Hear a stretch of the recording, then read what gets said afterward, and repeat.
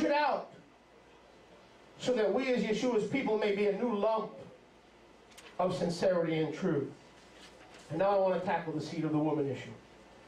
Boy, I'm enjoying today. I'm glad I got an early start while I'm still fresh.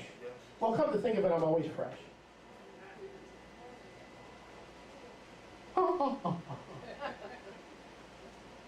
We know the prophecy in Bereshit 3:15. I think Sister Shoshana and Abraham asked me this also. And let's see what it says. Let's go to the original text. Read it quickly and then I'll answer it. And it'll be a blessing.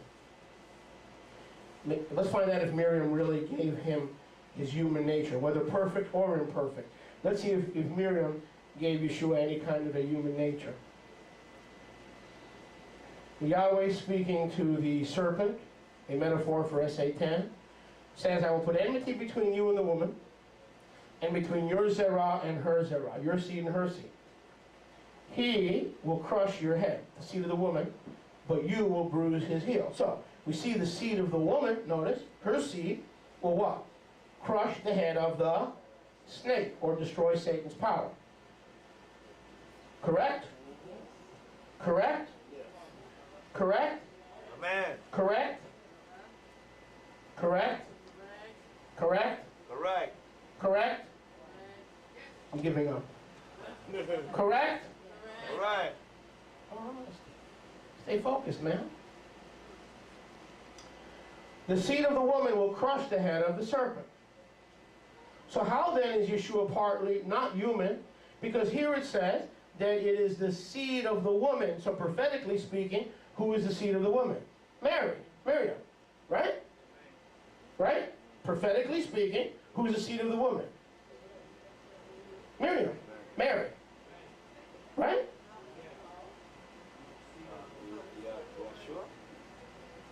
No, it says the seed of the woman. I will put enmity between you and between the seed of the woman. So they say the seed of the woman is Mary. Because we know Yeshua did not have a human father. So if Yeshua did not have a human father, then obviously he was the seed of his mother. He got his humanity allegedly from his mother. That's what they say this speaks about. That's a good point. Let's answer that.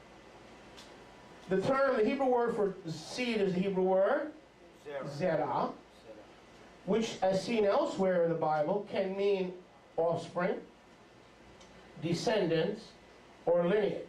I can say to you, you know something, because you love Yeshua and I love Yeshua, we are the same seed of the righteous. We are the same seed of the Yashar. We are the same seed of the Kadosh.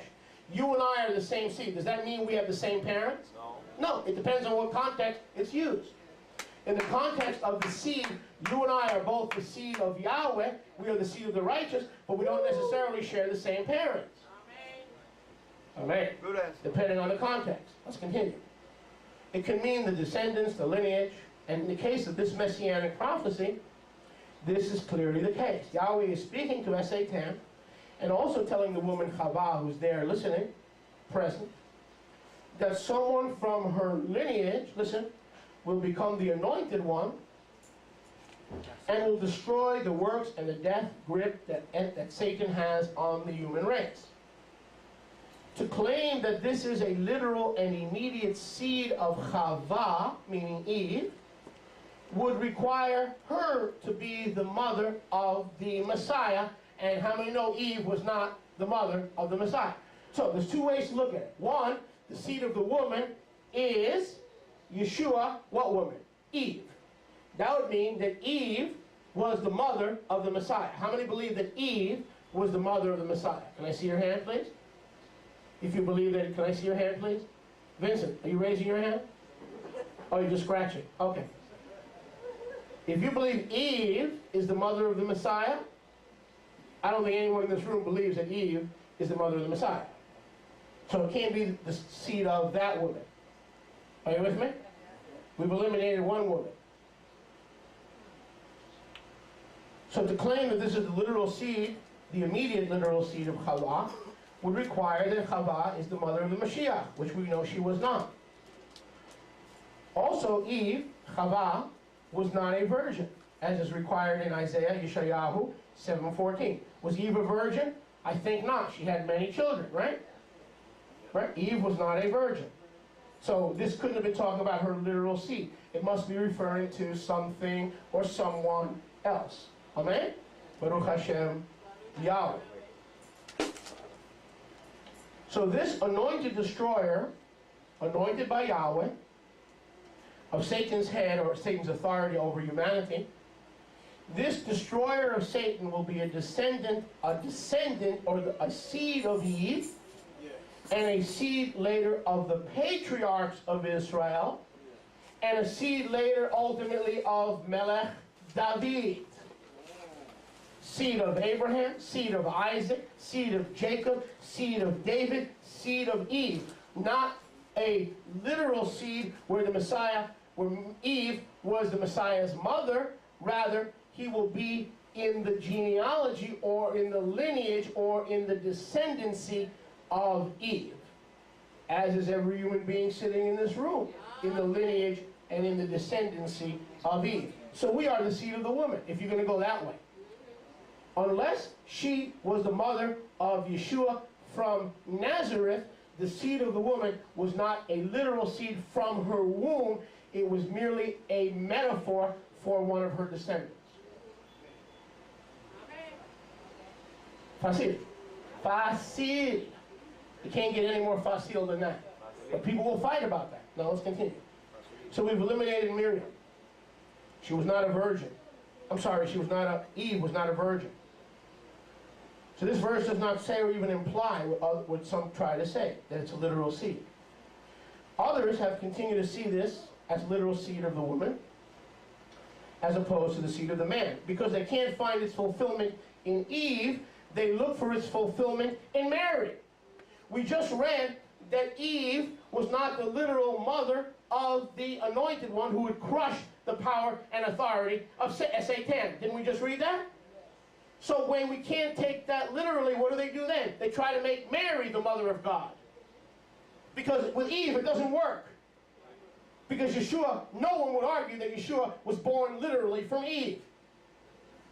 So then they try to use Mary and make her the mother of God. Baruch Hashem Yahweh. So let's talk about scenario number 2, the seed of the woman. In order for this prophecy to be fully literal, Mary's egg, would have to be used by somehow becoming a sperm.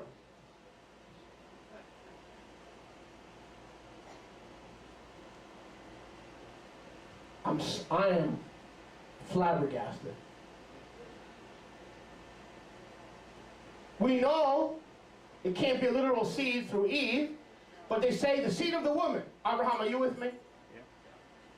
They say the seed of the woman is literal. It has to be a human being. Well, guess what?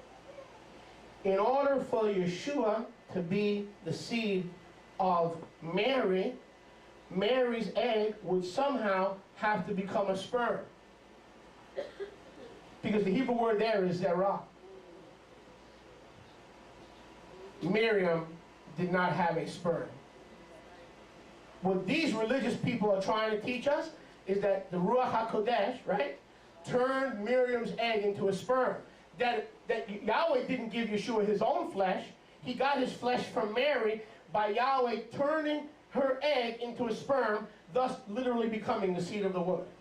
Now, if you believe that, I have some very strong Colombian coffee that I'd like to share with you. It takes more faith to believe that, or as much faith to believe that, as to believe that Uncle Fester was the Mashiach. How many believe that Uncle Fester was the Mashiach? Somebody's hand almost went up. Baruch Hashem. But hey, we want to take it literally. But we know, listen, we know that in the human race, the egg is never considered the seed. So if it is Miriam's egg that is being referred to here, we have another problem.